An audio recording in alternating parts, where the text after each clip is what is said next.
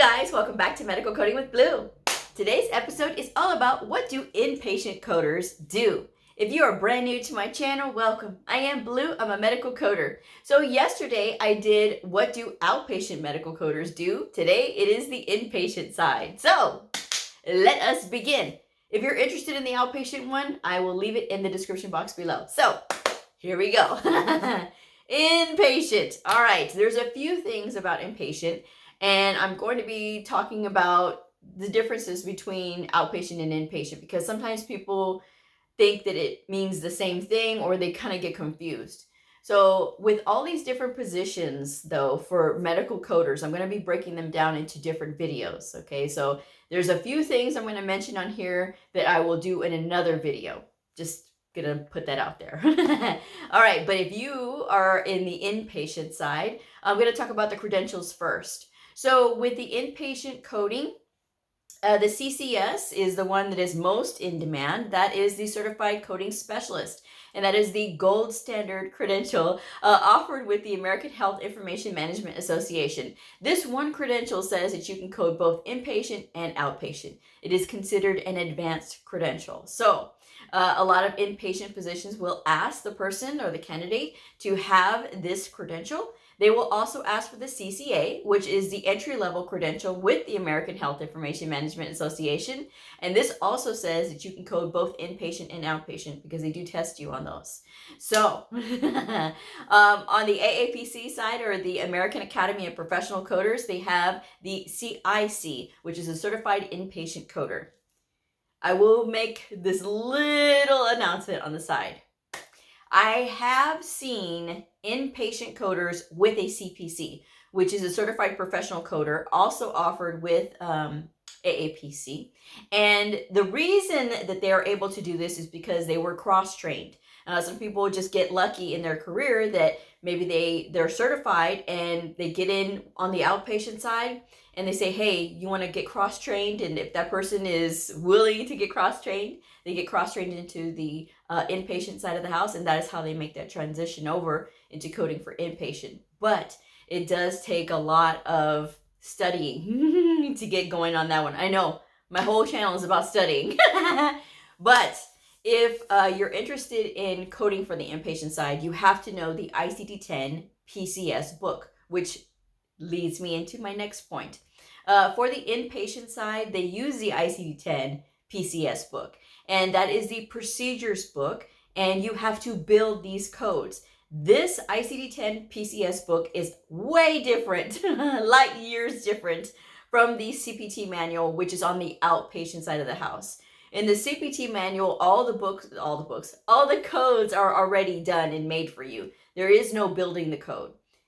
On the inpatient side, you got to build the codes because there's a lot of different options. And when you're looking the codes up in the book or the procedures where you start to build the procedures, it can lead you to many different paths. So you really have to understand procedures, and you really got to understand reading op notes. And that really does help. Or procedure notes. And again, that really does help when you understand the wording, you understand the documentation, you understand what the provider is trying to say when they're talking about using a laparoscope or an endoscopy. You know, you're going to understand those things. And those things take time to learn. I will say this though, when you put your mind to anything, you can do it. But the good thing, or it's sort of a good thing if you don't like evaluation in management, there is no evaluation in management in inpatient coding, but you are going to be working with the entire record. So keep that in mind. And because patients, like length of stay can vary from patient to patient, right? Not every patient stays in the hospital only 2 days.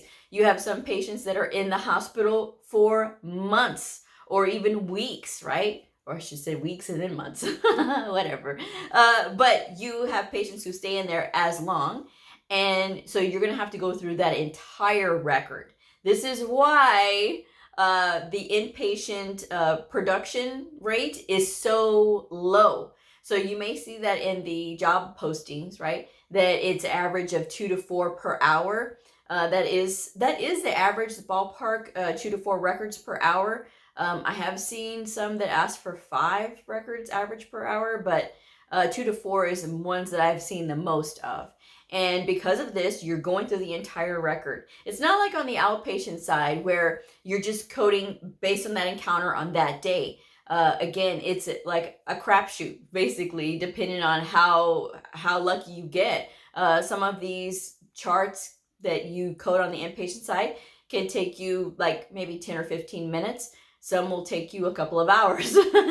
So it all depends. The important thing is to be very thorough when you're going through these records, because on the inpatient side of the house, sequencing is hugely important. Sequencing is important on the outpatient side as well. But on the inpatient side, if you do not get the sequencing of the procedures and the diagnosis and get them linked up correctly, it can affect the amount of revenue that comes into that facility, because you didn't put the procedures and the diagnoses in the correct order. So you have to consider what was the reason for the admission and what did they do, and that is how you start building your sequencing from there. And what all is going on with this patient, what are their conditions, another thing to really pay attention to, because again, sequencing is going to play a huge role in those things when you're coding for the inpatient side of the house. So not only are you having to build codes and look through who knows how much documentation, that's what makes inpatient coding very unique. A lot of people that I have talked to that have done inpatient coding really love it, and they say it's so much easier than the outpatient side. I have to beg to differ because to me, when it comes to the inpatient coding, it's just really different.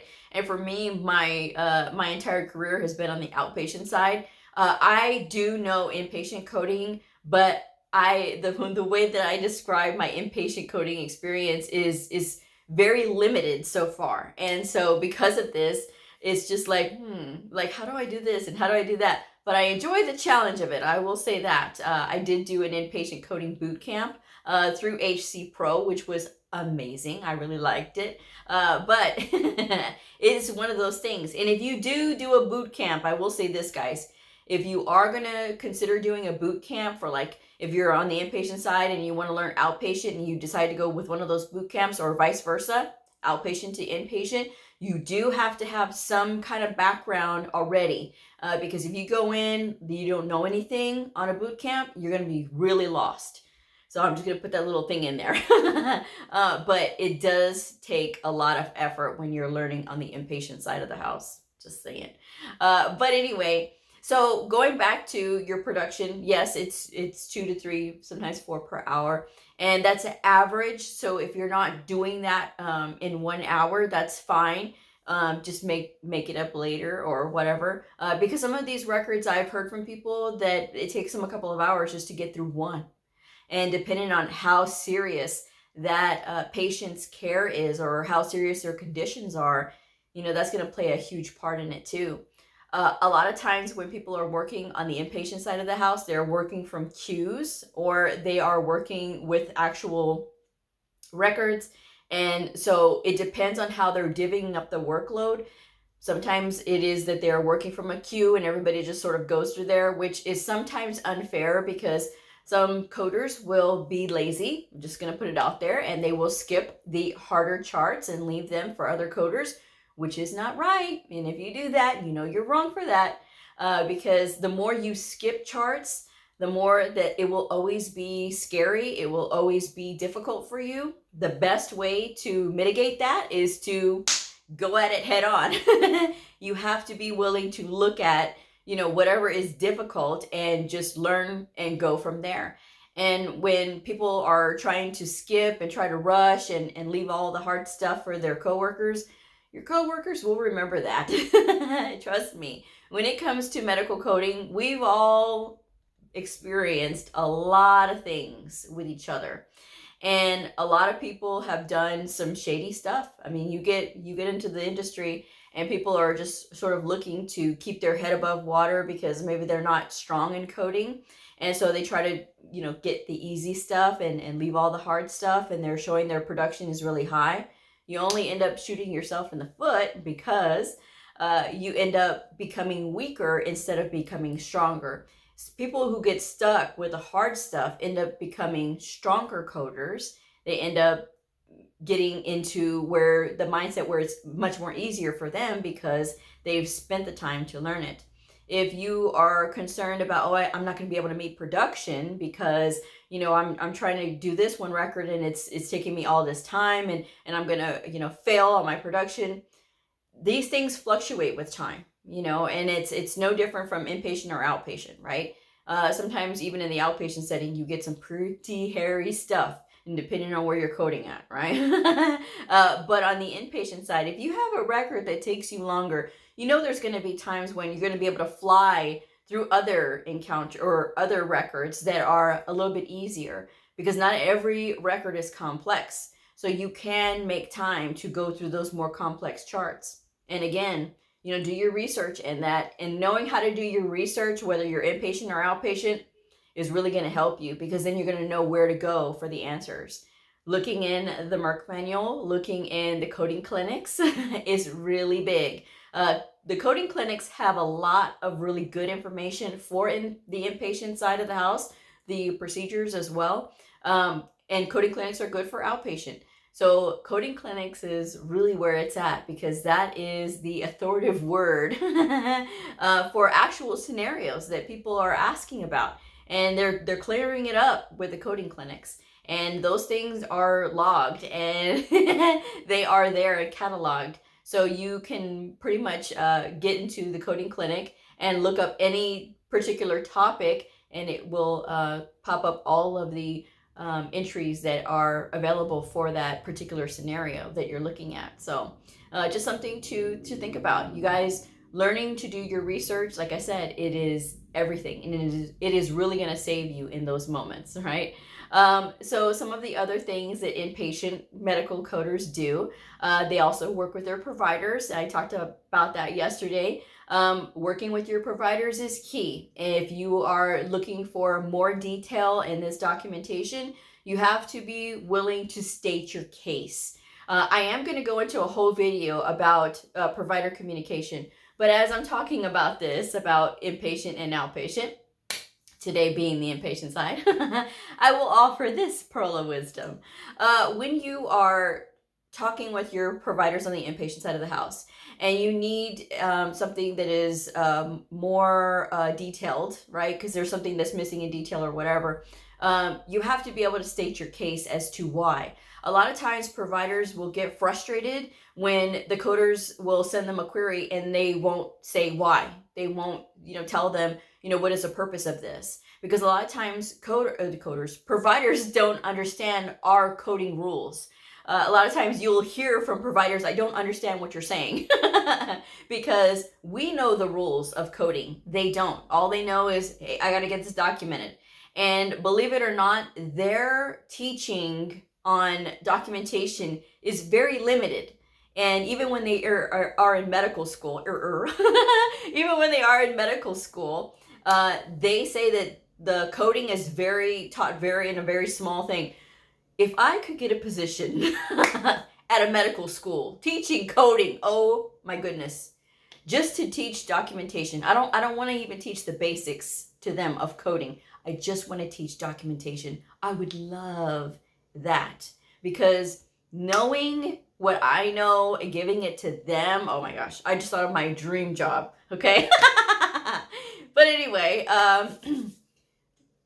providers are different. And sometimes doctors, they do get a little feisty when it comes to you sending them queries or whatever.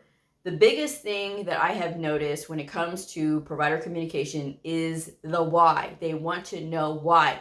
Why do they have to do this? Why are you trying to make me do extra work? It's not about doing extra work. It is about making sure that we're crossing all of the T's and dotting the I's. I always want to say it the other way. Crossing the I's and dotting the T's. Whatever. But I said it right the first time. Anyway, so you want to make sure that all the information is there. And if you have to query them, you have to query them. If you have to query them on their procedure because something is not clear, again, you have to make sure that you are doing it properly. And that is very important. A lot of times the inpatient coders will work with CDI, or clinical documentation improvement folks, the practitioners that work there in the facility. Some facilities have them, not everybody does. But if they do, they'll work, those inpatient coders and the outpatient coders will work with the CDI folks, so that way that they can go in and educate the providers. Now, it really all depends on the experience level of the CDI as well. You know, everybody has a different experience level. So if you find that you have a new CDI and perhaps they don't have experience in a particular specialty that you know a little bit more of, but you don't really know the fundamentals of the CDI process, you know, work together with them. It is about a team effort. And if they are supposed to be the spokesperson for you, because in some facilities that is the case, that they're the ones that's doing all the educating with the providers, make sure that you are talking with them so that they know. Because the CDI can only see what they see in the records. They can't see what issues you're having unless you speak up. And it is about speaking up, whether you are inpatient or outpatient. The hugest thing about the differences is inpatient, they're all in-house. They're in the facility. So you don't have to think about, oh, it's this different setting. I can't talk today, guys. It is this different setting, it's that different setting, and you know, which level do I get? You know, there's no evaluation in management. So, you know, something exciting for those that really don't like evaluation in management, although it is easy once you learn it. And I say that, and I know some people might say, it's easy for you to say. It's when you get taught properly how to do evaluation in management, it is all the difference in the world. This is why I say, even with providers and educating them, if they have a really good coder, inpatient or outpatient, it's going to make all the difference in the world for them. I got a call a couple of days ago from a provider that I had, and he was asking me a question, and the way that he was asking me the question, he just wanted to make sure that he was doing it right. And when he answered it, he said, okay, and so what I remember from what you taught me was, and he told me, and I'm like, oh my gosh, he remembers. So, and he was so glad because he was able to do this, and he remembered all of my teaching. So that says a lot. It's our impact on these providers is really big, believe it or not, because they do listen to us sometimes, even though sometimes it looks like they're not listening. They are. If you think they're not paying attention to you, trust me, they are. And they are really, even when they're fighting with you, a lot of times it is just to see how far they can push you, to be like, okay, I'm going to leave this guy alone, or I'm going to leave her alone. Sometimes that's what they want. And that's not always the best thing for them, especially when they need help, or when they're noticing that there's things that are just not clear in their documentation. Because at the end of the day, their documentation, whether it's inpatient or outpatient, is going to go to another provider to see. And if that patient happens to transfer hospitals or whatever, they have to be able to have clear and complete documentation, because if there's something missing and the patient has to go through a procedure all over again because it wasn't documented, that's extra stress on that patient. And not only that, what about insurance, you know? And if they didn't document it and it gets repeated again, what about what's happening with their bodies? So that is something to think about. You know, that's why you always want to make sure that you talk to your providers. Even if you are in the inpatient side, talk to them. Make sure that you get to know them, because you will get to know your providers based on their documentation. And you'll see. And I think there's been instances where I've used certain providers' documentation as examples, and I will black out all the PHI, all the patient information, so that it's safe. And I'll be able to know who did what, because just because of the cadence of their documentation. You will get to learn that after a while. And if you have a provider who needs help, you've got to be able to step in and say, okay, we're a team and we are going to work this out. Because at the end of the day, like I said, your impact on them is huge.